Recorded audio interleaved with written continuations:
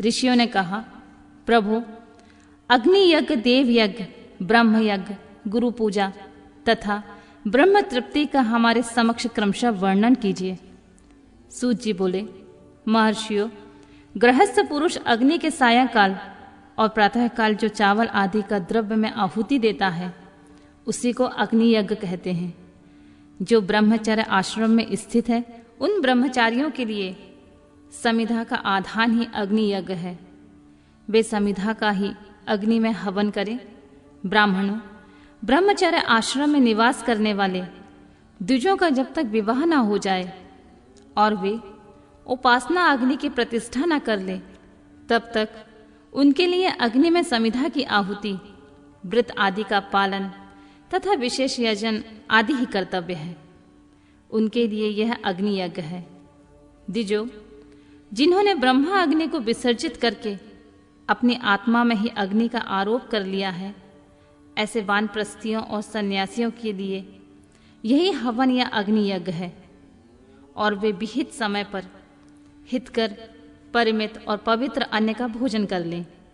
ब्राह्मणों, सायंकाल अग्नि के लिए दी हुई आहुतियां संपत्ति प्रदान करने वाली होती हैं, ऐसा जानना चाहिए। और प्रातःकाल सूर्य देव को दी हुई आहुति आयु की वृद्धि करने वाली होती हैं। यह बात अच्छी तरह समझ लेनी चाहिए।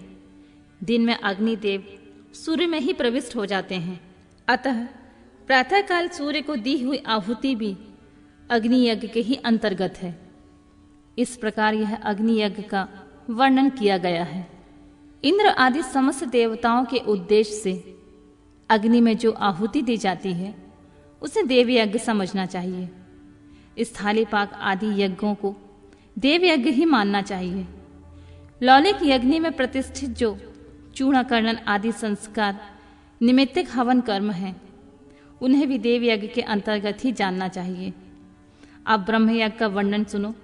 द्विजों को चाहिए कि वह देवताओं की तृप्ति के लिए निरंतर ब्रह्म यज्ञ करें। वेदों के जो नित्य अध्ययन या स्वाध्याय होता है उसी को ब्रह्म यज्ञ कहा जाता है। प्रातः नित्य कर्म के अनंतर सायंकाल तक ब्रह्म यज्ञ किया जा सकता है।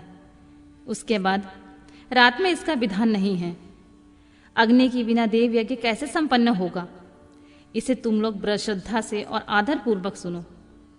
सृष्टि के आरंभ में सर्वज्ञ, दयालु और सर्वसमर्थ महादेव जी ने समस्त लोगों को उपकार के लिए वारों की कल्पना की और वे भगवान शिव संसार रूपी रोगों को दूर करने के लिए वैद्य हैं, सबके ज्ञाता तथा समस्त औषधों के औषध हैं।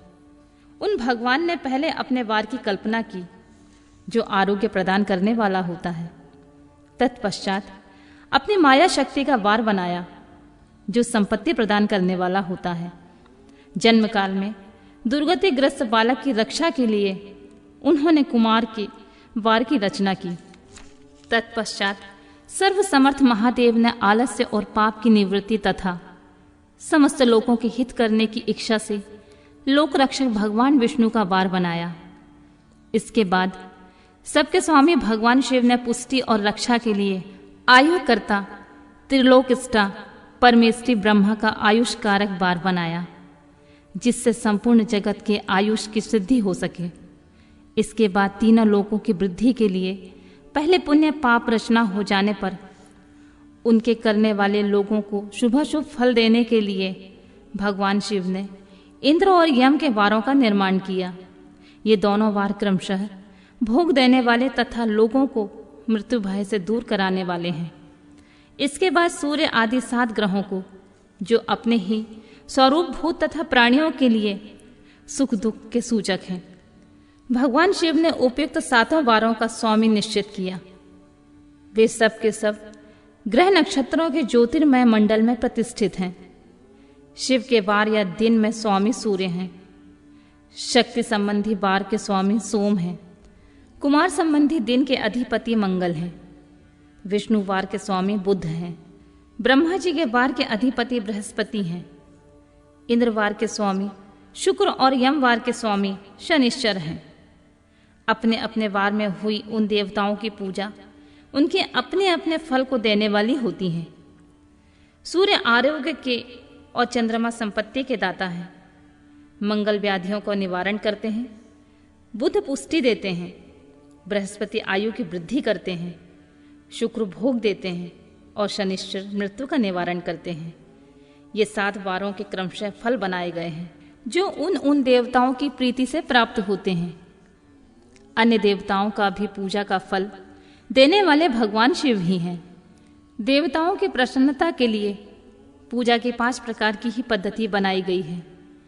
उन देवताओं के मंत्रों का जप यह पहला प्रकार है।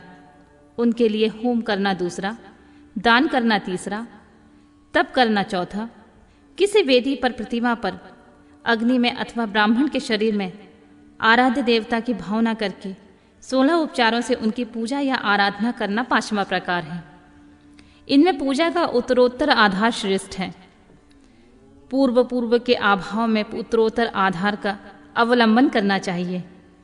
दोनों नेत्रों तथा मस्तक के रोग में कुछ कुष्ठ रोग की शांति के लिए भगवान सूर्य की पूजा करके ब्राह्मणों को भोजन कराएं। तदंतर 1 दिन, 1 मास, 1 वर्ष अथवा 3 वर्ष तक लगातार ऐसा साधन करना चाहिए। इससे यदि प्रबल प्रारब्ध का निर्माण हो जाए तो रोग एवं जरा आदि रोगों का नाश हो जाता है। इष्ट देव के नाम मंत्रों का जाप आदि साधन वार आदि के अनुसार फल देते हैं। रविवार को सूर्य देव के लिए, अन्य देवताओं के लिए तथा ब्राह्मणों के लिए विशिष्ट वस्तु अर्पित करें। यह साधन विशिष्ट फल देने वाला होता है तथा इसके द्वारा विशेष रूप से पापों की शांति होती है। सोमवार को विद्वान पुरुष संपत्ति की प्राप्ति के लिए लक्ष्मी आदि की पूजा करें तथा सपत्निक ब्राह्मण को घृतपक अन्न का भोजन कराएं। मंगलवार को रोगों की शांति के लिए काली आदि की पूजा करें तथा उड़द, मूंग और अरहर की दाल आदि से युक्त अन्न भोजन ब्राह्मणों को कराएं। बुधवार को विद्वान पुरुष दही युक्त अन्न से भगवान विष्णु का पूजन करें। ऐसा करने से सदा पुत्र, मित्र और कलत्र आदि की पुष्टि होती है। जो दीर्घायु होने की इच्छा रखता है वह गुरुवार को देवताओं की पुष्टि के लिए वस्त्र, यज्ञोपवीत तथा घृत मिश्रित खीर से यजन पूजन करे। भोग की प्राप्ति के लिए शुक्रवार को एकाग्रचित होकर देवताओं का पूजन करना चाहिए और ब्राह्मणों की तृप्ति के लिए षड्रस युक्त भोजन दें। इस प्रकार स्त्रियों की प्रसन्नता के लिए सुंदर वस्त्र आदि का विधान करें। शनिश्चर अल्प मृत्यु का निवारण करने वाला होता है। उस दिन बुद्धिमान पुरुष रुद्र आदि की पूजा करे। तिल के होम से, दान से देवताओं को संतुष्ट करके ब्राह्मणों को तिल मिश्रित अन्न भोजन कराएं। जो इस तरह देवताओं की पूजा करेगा वह आरोग्य आदि का फल का भागी होगा। देवताओं के नित्य पूजन, विशेष पूजन, स्नान, दान, जप, होम तथा ब्राह्मण तर्पण आदि एवं रवि आदि वारों में विशेष तिथि और नक्षत्रों का योग प्राप्त होने पर विभिन्न देवताओं के पूजन में सर्वज्ञ जगदीश्वर भगवान शिव ही उन देवताओं के रूप में पूजित हो सब लोगों को आरोग्य आदि फल प्रदान करते हैं। देश, काल, पात्र, द्रव, श्रद्धा और लोकों के अनुसार उनके तारतम्य क्रम का ध्यान रखते हुए महादेव जी आराधना करने वाले लोगों को आरोग्य आदि का फल देते हैं। शुभ मांगलिक कर्म के आरंभ में और अशुभ अंत्योष्टि आदि कर्मों के अंत में तथा जन्म नक्षत्रों के आने पर गृहस्थ पुरुष अपने घर में आरोग्य आदि की समृद्धि के लिए सूर्य आदि ग्रहों का पूजन करे।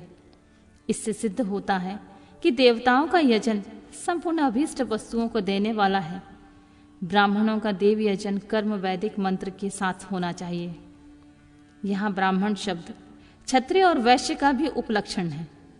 शूद्र आदि दूसरों का देव यज्ञ तांत्रिक विधि से होना चाहिए।